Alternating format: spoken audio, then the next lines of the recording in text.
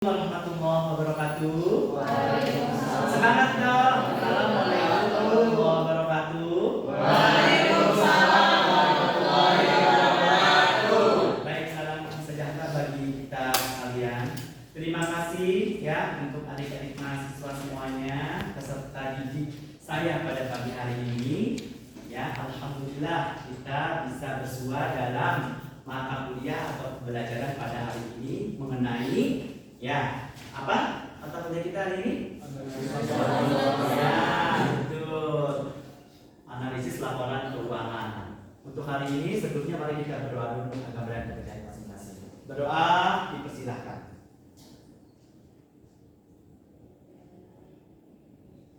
Selesai. Baik. Untuk pertemuan hari ini kita akan membahas mengenai model analisis keuangan lanjutan. Kemarin kita sudah menelaah dan sudah saya jelaskan bagaimana yang namanya analisis laporan keuangan. Nah, analisis laporan keuangan ini tidak akan pernah bisa kita menganalisis laporan keuangan kalau kita belum tahu ranah keuangan itu akan seperti apa. Ya, silakan masuk. Nah, laporan keuangan sesuai standar akuntansi keuangan ada berapa? Ada 5. Oke, 1. Laporan laba rugi atau income statement. 2. Laporan perubahan ekuitas. 3. Ya, laporan posisi keuangan. 4. Laporan arus kas atau cash flow. 5.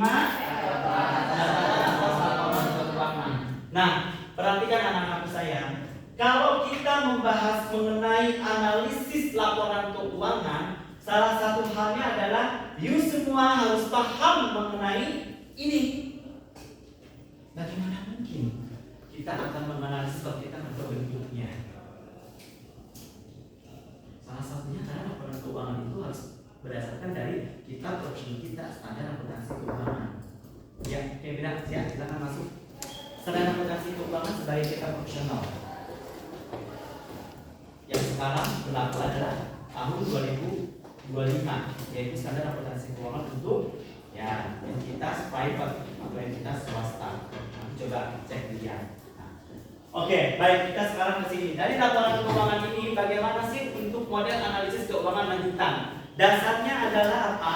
Dasarnya adalah kita melihat dulu bahwa yang namanya transaksi-transaksi bisnis yang ada di dunia ini salah satunya ada transaksi yang domestik dan internasional. Artinya bahwa semua transaksi tersebut dilakukan di dalam negara sendiri ataupun konteksnya adalah ada hubungan integrasi dengan negara lainnya. Domestik itu dalam negeri, internasional berarti dan luar negeri. Nah, bagaimana pangsa-pasarnya? Nah, kita pahami dulu ini. Kemudian yang kedua konsepnya, semua ini tidak akan berhasil kalau manajemennya tidak baik. Makanya perlu adanya manajemen keuangan yang baik, dan salah satunya adalah penerapan bagaimana analisis laporan keuangannya. Dimulai dari ini, laporan laba rugi income statement, laporan perubahan ekuitas, laporan posisi keuangan, laporan arus kas, dan catatan atas laporan keuangan. Lalu kalau kita mengacu kepada ya mapping ini, Pak Dadan selalu bilang bahwa orang nanti yang akan memiliki gaji tinggi adalah orang yang punya konsep. Nah, siapa yang punya konsep? Umumnya yang punya konsep itu adalah jenjang pendidikannya itu adalah sudah mulai dari strata 1, 2, dan 3. Semakin pendidikannya tinggi, harusnya ide-ide konsepnya itu keren.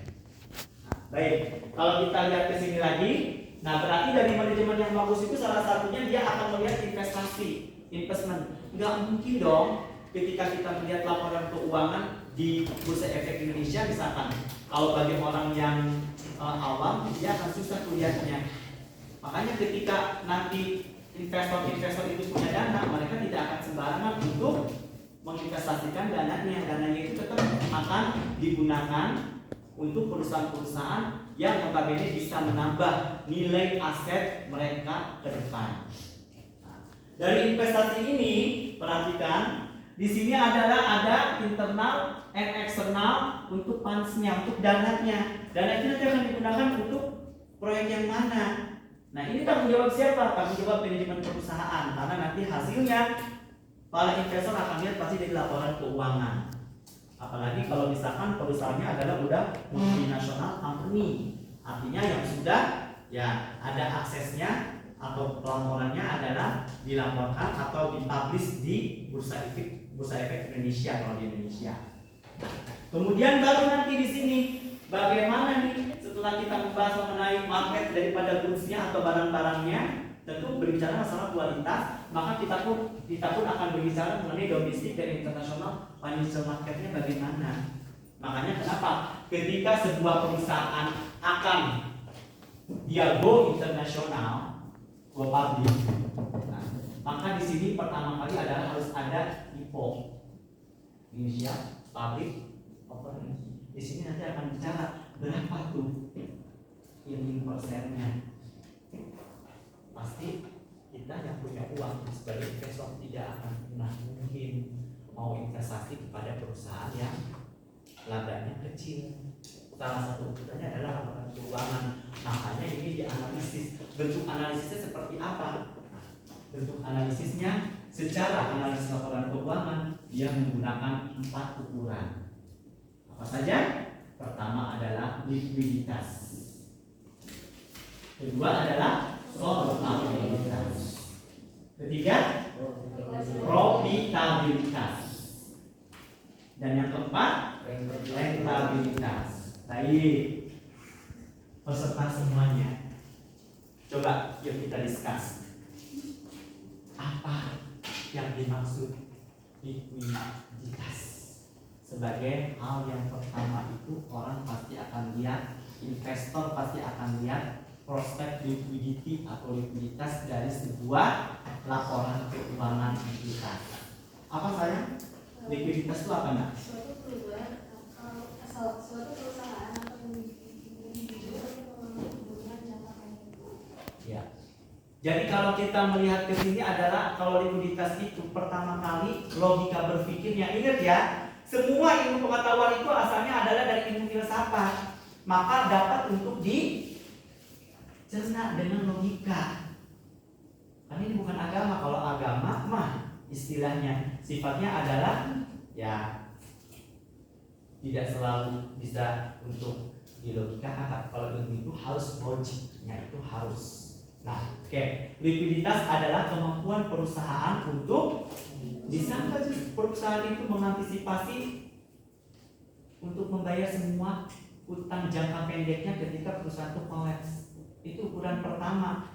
Logika berpikirnya jangka pendeknya aja dia bisa untuk dikelola dengan baik, apalagi jangka panjangnya. Oke, yang baru masuk silakan.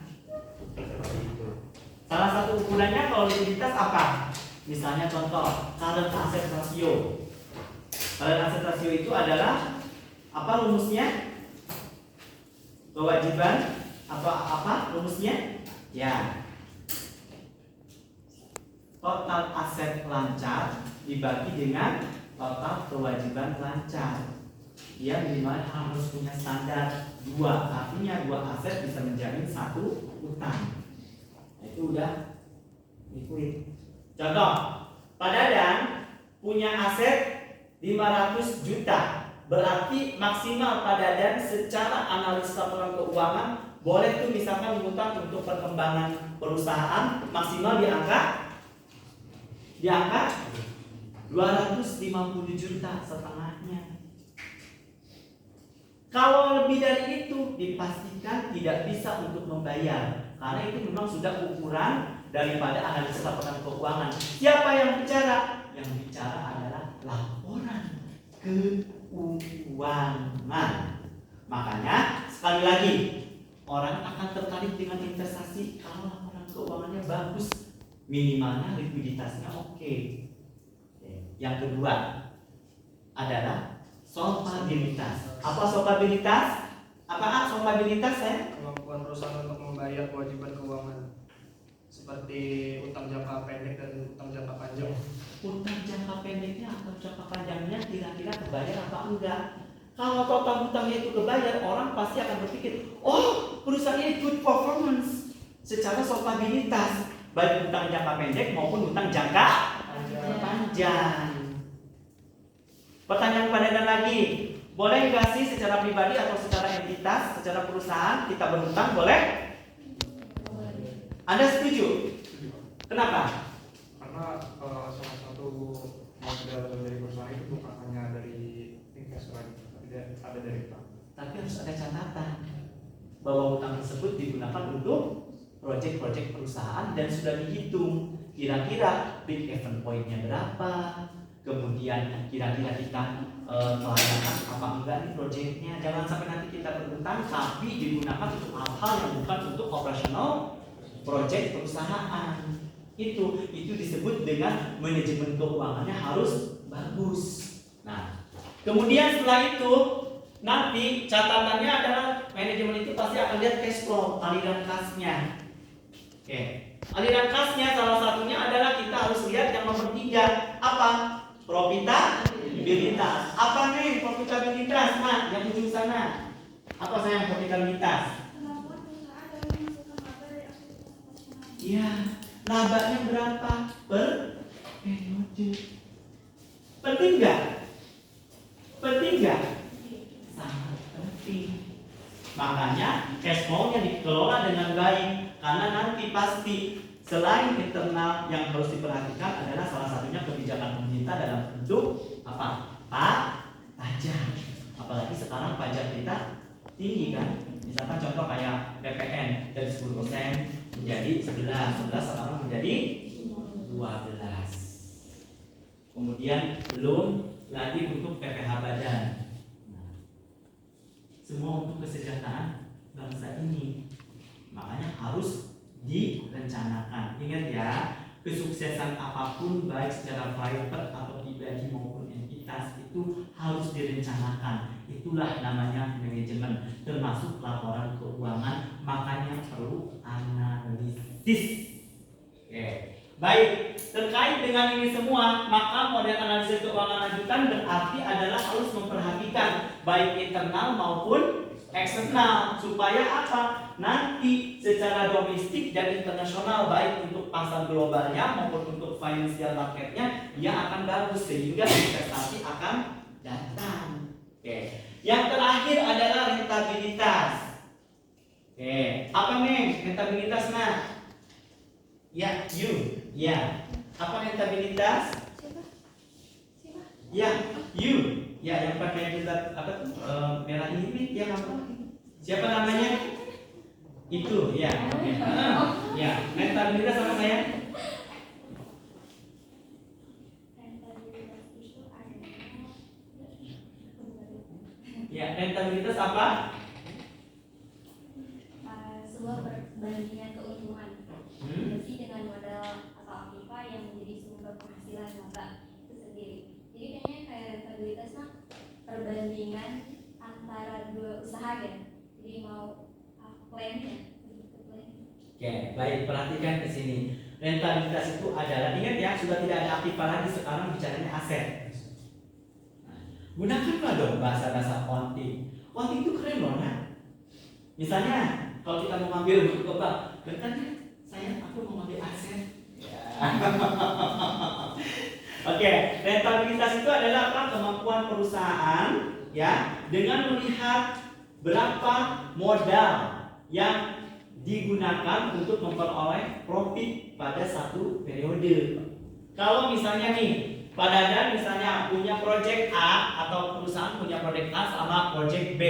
Misalnya di sini modal yang akan digunakan adalah capital use-nya adalah misalkan untuk modalnya misalkan ini 100 juta. Yang ini adalah modalnya, contoh ya, ini 300 juta.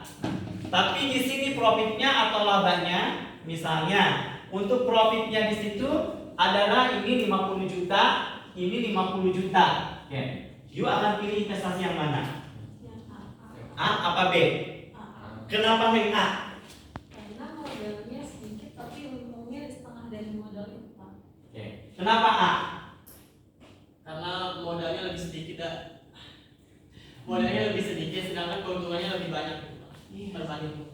Kalau dengan modal sedikit untungnya sama, ya kita cari dong. Ingat ya, hukum dari ekonomi itu apa? Hukum ekonomi apa saya? Hukum ekonomi apa? Dengan sumber daya, ya, dengan sumber daya tertentu untuk mendapatkan keuntungan maksimal. Ya, silakan yang baru untuk datang boleh masuk. Jadi kalau selama ini you dengar, misalkan saudara-saudara semua dengar, oh hukum ekonomi itu misalnya ya, selama ini dengarnya kan hukum ekonomi adalah kalau dulu masih SMA dengan modal sedikit untuk mendapatkan ilmu yang banyak, nggak mungkin. Tetapi modalnya adalah tertentu itu ada spesifikasinya, ada standarnya, ada takarannya. Oke, baik, dari sini semua, any question silakan. Ada pertanyaan? Silakan. Ada pertanyaan? Silakan. Ada pertanyaan? Silakan. Yuk. Kalau enggak saya yang bertanya. Oke. Baik. Kalau kita kritisi dari likuiditas, stabilitas, profitabilitas sama rentabilitas, mana yang paling penting? A. Siapa namamu? Agus. Ya. Mana yang paling penting? Saya yang rentabilitas. Rentabilitas. Kenapa? Karena dari analisis tersebut perusahaan bisa melihat bagaimana caranya dia mengambil sebuah keuntungan di balik tindakan. Oke, kita simpan dulu ya, kita save. Oke. Neng, mana yang paling penting di antara keempatnya? Menurut saya kalau juga sama kayak album itu rentabilitas, karena kan dia melihat dari modalnya untuk menghasilkan labanya itu dalam satu periode yang telah dicakupannya itu. Oke, baik. Ada lagi yang punya pendapat mungkin selain rentabilitas atau mungkin punya pendapat lain? Mangga silakan. Neng, apa nak? Hah? Rentabilitas, kenapa?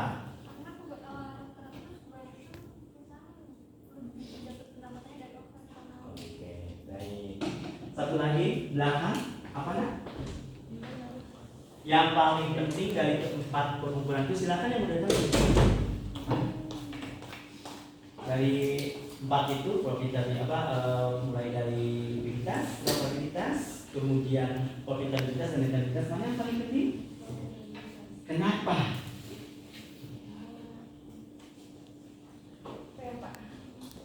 Oke, kenapa? Baik, oke. Oke, baik ya. Coba perhatikan ke sini. Empat-empatnya penting, sayang. Empat-empatnya penting. Likuiditas penting, solvabilitas penting, kemudian profitabilitas penting, rentabilitas penting. Cuman standar awalnya adalah ke poin nomor